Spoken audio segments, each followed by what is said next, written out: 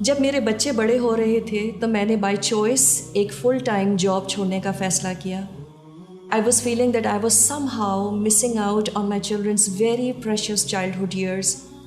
بہت سے لوگوں نے اس کو ایک جذباتی فیصلہ کہہ کے رد کر دیا. کسی نے کہا کہ میں نے بے جا اپنے والدین کا پیسہ ضائع کیا ہے. میرے کسی جاننے والے نے مجھ سے پوچھا کہ اب تم کیا کرو گی؟ اور میں نے کہا I want to be a housewife, a mother. And I was baffled and I still am by her response. She said, seriously?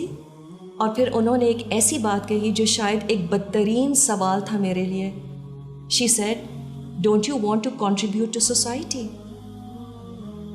آج کل ایک عورت کو نہایت ہی کمزور اور انڈر پاورڈ سمجھا جاتا ہے اگر وہ مرد کی طرح کما نہیں سکتی.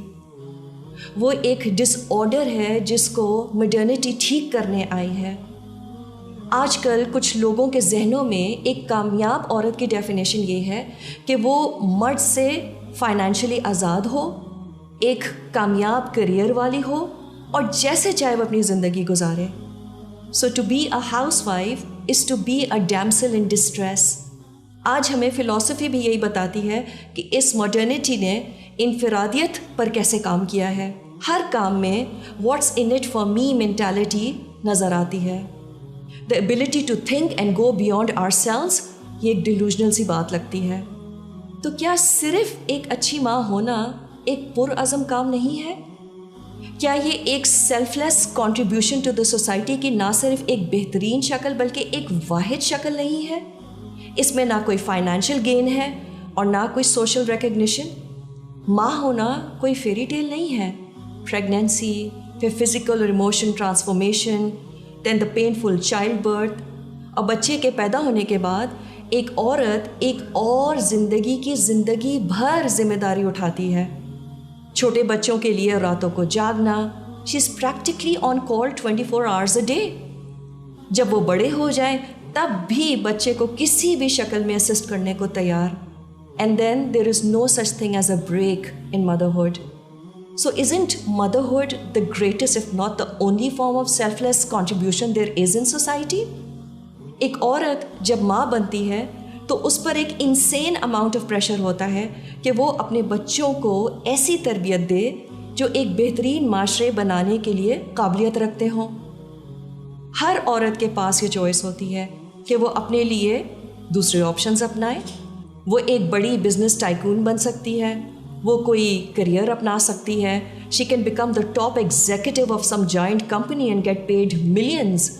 وہ ایک بہترین ڈاکٹر بن کے انسان کی فلاح کے کام بھی کر سکتی ہے. کیا اس میں کوئی پرابلم ہے؟ Of course not.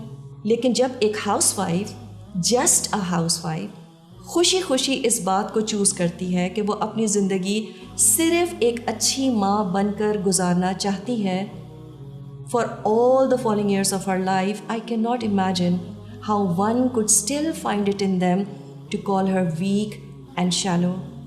سوچے ذرا، اگر کوئی شخص اچھی زندگی کے خواب دیکھتا ہے دوسروں کے لیے اور دوسروں کے ساتھ، تو کیا یہ گوئنگ بیانڈ آر سیلوز کی بہترین شکل نہیں ہے؟ آج ہمارے معاشرے میں ہمیں کتنے سارے پروفیشنلز مل جاتے ہیں، چاہے وہ کوئی بھی فیلڈ ہو. And yes they all are contributing to the society. Medicine, law, military, education. اور وقت کے ساتھ ساتھ ایسے لوگوں کو ڈیولپ کرنا آسان سے آسان ہوتا چلا جا رہا ہے. ہر سال کتنے ڈاکٹرز، سائنٹسٹ، آرکیٹیکٹس، ان کی انفلکس ہم اپنے ارد گرد دیکھتے ہیں. اور واقعی یہ لوگ سوسائٹی میں جیسے کنٹریبیوٹ کر رہے ہیں ہم سوچ بھی نہیں سکتے. So I am in no way invalidating the value of these people to society. اور اگر ایک ماں اپنے بچوں کی تربیت کو ہائیسٹ پرائیورٹی دیتے ہوئے کوئی بھی کام کرنا چاہتی ہے، ضرور کرے. کوئی ماں جینوئنلی ضرورت کے تحت کام کرتی ہے، ضرور کرے.